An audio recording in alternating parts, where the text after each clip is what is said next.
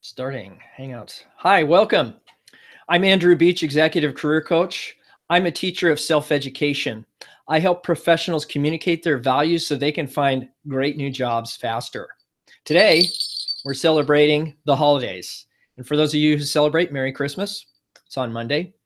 But today, after much thought and consideration, I decided to just freeform it and really go with the idea that you probably have a lot of questions that you want to have answered. And one of the things that I found, at least in the last month or so, is that people aren't proactively planning their careers. I know this because once they get laid off from a company, many times they don't know what their accomplishments are, what they've achieved even the last couple of years. So it's good that you keep score for yourself. So today we're going to talk about how to be a little more proactive in participating in your career and how you can plan in advance what you want to accomplish for next year. So for some of you, that might be a promotion. For others, it might just be, hey, I'm looking for a new job. I don't have one right now. I get that. I've been in those shoes too. So either way, it's good to be proactive. So I'd really like to know where you're joining from. So if you could just clicky tick on the keyboard that you've got there and let me know what city, state, or country you're visiting from. I'd really appreciate that. It's nice to know where you're from. Second thing is, if you have any specific questions, please leave those in the comments below, and I will revisit this live broadcast and answer those questions for you. Okay? So today, what I want to remind you of is that I've been career coaching since 2005. So for the last 12 years, I've coached north of 1,200 people through a career transition process to get them from where they are to where they want to go. And so through that time, I found that there's some universal truths when it comes to people in these situations. When they get the tap on the shoulder to say, hey, we don't need your services here anymore, it's time for you to go, they didn't expect that. Okay, so they haven't had a plan. They weren't proactive about this process. Or perhaps they get surprised when an annual review shows up and boy, I haven't looked at that annual review or what I was supposed to do for a year. And it's not a very good measurement of what you've accomplished. And so it's a good idea to take a proactive stance in this process. So I'm going to share just a handful of things that I think are really important for you to know about what you can do to change that. And because the new year's coming, you can set your own objectives for yourself. Now, the thing about working for a corporation is sometimes they have objectives they want to set for you. So the first thing I would say is be proactive. Think about it now and prepare for it next year, that you want to set up a series of things that you can do to promote yourself within the organization and do the kind of work that you are interested in. Okay. And so that you can have a proactive conversation with your supervisor, and then you keep track, you keep score. A lot of times the company will tell you what the score is or how they're going to be measured. And so for you, you may not have thought of ways to score yourself. By this, I mean, if you participated in a wonderful project and you saw that this was the budget and you came in under budget, wouldn't you want to track that even if the company doesn't? Or let's say you did something and your neighbor, your coworker, your peer does it in 10 minutes and you can do it in 3. So even though the company isn't keeping score, guess what? You still can because you completed that in 30% of the time with whatever quality requirements that the company has. Okay, so keep your own score. I can't overemphasize that enough. So in the new year, think about, okay, I see my job. I know my responsibilities. I know what kind of work they want me to do. And so what's important for you to understand is let's find a way to measure that so that you can hold yourself accountable. And so when it comes time to look for a promotion or another opportunity, you have a scorecard that can say, hey, not only can I do this job, but this is how well I can do this job. Okay, and so think about that. The second thing is, if you're not in a position where you have a job right now, it might be worth your time to go back and consider a couple of things. First, look at the totality of your career and think to yourself, what would I call my crowning achievement? What is that one thing that I'm most proud of? And so what you'll find is things will start popping into your mind, things that you hadn't considered before to be accomplishments. And so I think it's really important to catalog all of those situations, all of those, how would you call it, accomplishments, and then decide, what did I like about that? How can I measure my effectiveness? And what does that say about what I'm looking for next? And so regardless of whether or not you're working, you can still catalog a lot of these things, and you can reverse engineer some metrics that make you look, not make you look, substantiate the skills that you have. Okay. And so that's the other thing. Now, I'm personally going through some different programs that are helping me set goals for the new year. And let me share a couple of those with you.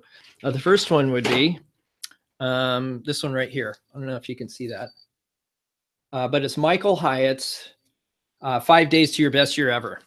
Now, I made a really important decision this year in purchasing that course. It did cost some money.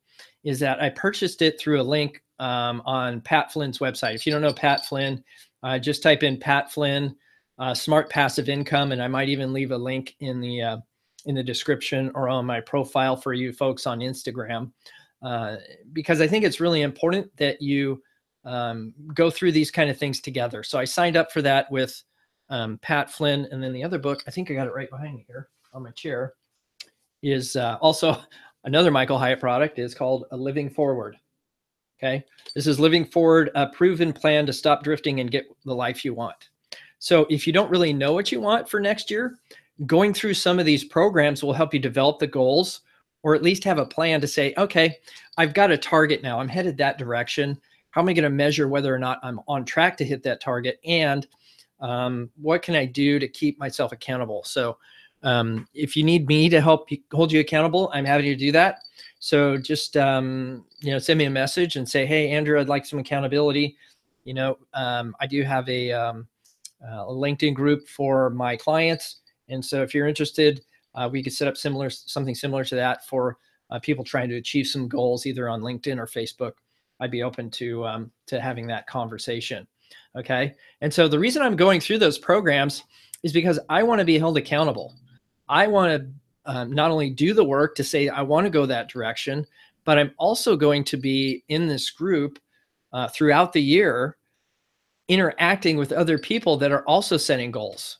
Okay. And so in terms of planning for 2018, if you would consider just writing down 7 or 10 things you'd like to accomplish next year, and then carry that with you. I would also recommend, and I think I've mentioned this before, but send yourself a futureme.org email. Futureme.org is a service that allows you to send yourself an email on a certain date in the future. Okay. And you can say, dear future me, you said you were going to lose 25 pounds by June. Did you do it? Where are you at?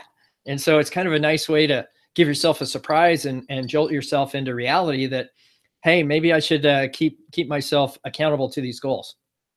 Okay. So that's the other thing, is that accountability is really important. You can set all the goals you want, but if you don't have some external accountability, the odds of you achieving those goals is going to be diminished. Okay. And then writing about them is also important. So there's something kinesthetic and, I don't know, somewhat spiritual about writing these things down, things that you want to accomplish.